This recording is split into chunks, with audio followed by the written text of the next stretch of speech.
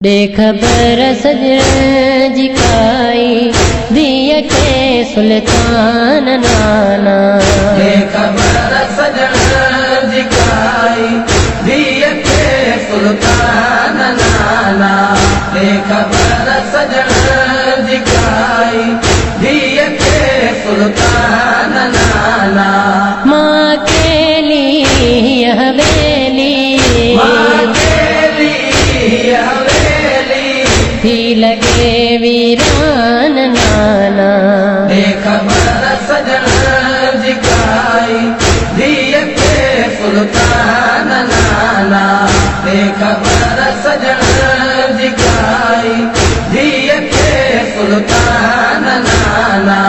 बेकरारी वही वधिया जॾहिं कामू आबदी।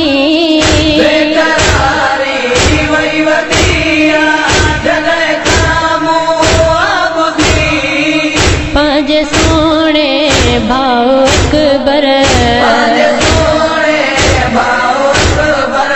जी दुखी आज़ान नाना। देख बर सजण जी काई दिय के सुल्तान नाना। देख बर सजण जी काई दिय के सुल्तान नाना। हज फजर आज़ान में थियो मौत जो ऐलान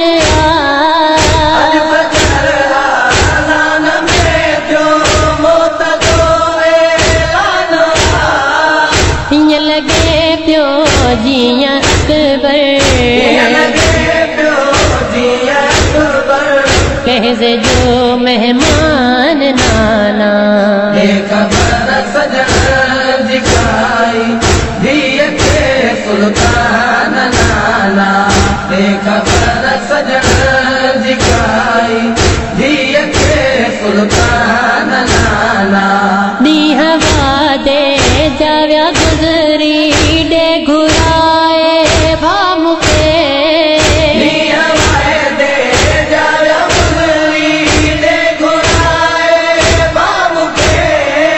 या वठी हल मूंखे करबल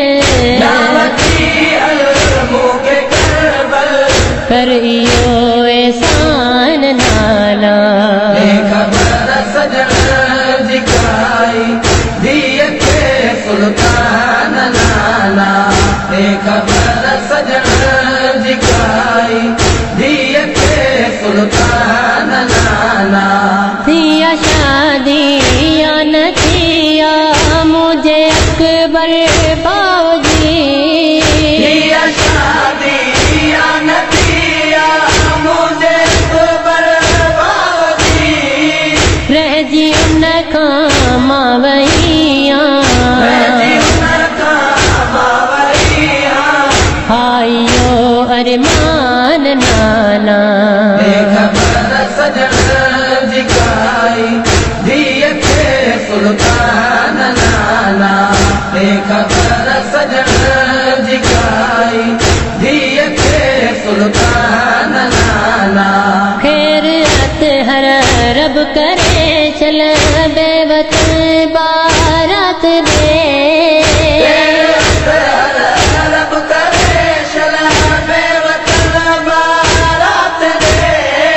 खून जे दरिया में तरंदो मूं ॾिठो क़ुरान नाना।